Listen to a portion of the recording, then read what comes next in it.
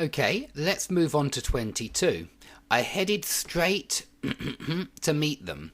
Now, forget about the word straight here because I think that's a little bit distracting and the sentence still makes sense without it, so we can get rid of it. Now, we're looking for a phrasal verb here, head preposition to meet them.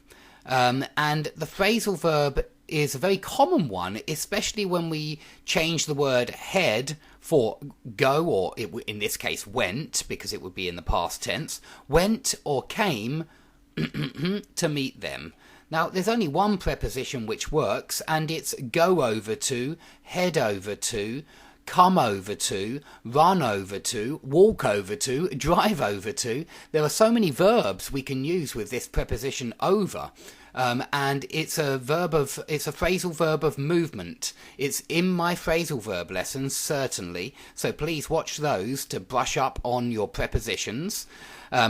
Prepositions are absolutely vital. They are crucial for the CAE exam. Please learn as many different combinations with prepositions as possible. So I headed straight over to meet them and ask for their autographs. For a collector, the challenge of something hold of the remaining 10 proved irresistible. Now, this is an expression, a phrase, which means to obtain. I suppose you could also call it a phrasal verb. And the phrasal verb for obtain is to get hold of. So the challenge of, we have a preposition here, so be careful. Don't just use an infinitive, a bare infinitive, after a preposition. You must use a gerund after a preposition. So the challenge of getting hold of the remaining 10 proved irresistible. Yet Paul's quest was never going to be entirely straightforward.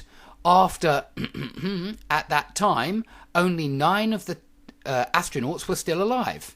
Now here we need a linking expression, which means basically, essentially, in spite of all indications to the contrary. I looked that up on Oxford Dictionary. It's a great thing, Oxford Dictionary. Please remember that I use it too. Make sure you use it as well. It's very useful. Now the expression is after all. After all, yeah, it means basically, essentially. So please learn these linking words. They come up in part 2 every time. And all is a quantifier anyway, and it's very often in part 2 anyway. Okay, after all, at that time, only 9 of the astronauts were still alive, and 2 something given up. Now, the clue here is given. It's a verb in the third form. So what comes before a verb in the third form? Well, present perfect has verbs in the third form, but it's not the only tense with verbs in the third form. Past perfect has verbs in the third form too. And if we look at this sentence, only 9 of the astronauts were still alive, and 2 something given up, signing autographs years before. The word before means that we're going back in time, and when we go back in time before, Paul's quest was never going to be entirely straightforward, and before, this is all earlier than the rest of the past tense of the text, then we can see we need past perfect here, and we can see we need to had given up signing autographs years before. But please notice that this is an auxiliary verb. That is the answer. Very often there'll be 1 or 2 answers which are auxiliary verbs, so be ready to check all answers that you don't know with the auxiliary verbs that you do know. So you've got to have a list in your mind with CAE question 2, and that list is at the top of this paper. It's auxiliary verbs, modal verbs, conjunctions, contrasting words, WH words if you prefer, articles, pronouns, prepositions, quantifiers. You've got to be testing all of those words in every answer that you don't know. Okay, Paul eventually something to achieve his goals. So this is a verb that we need here, and it's because of the 2 plus infinitive that we know we need a verb. Paul did something to achieve his goals. What did he do? There's only one word which works. It's the verb managed. He eventually managed to achieve his goals. He was successful. Yeah, he managed to achieve his goals.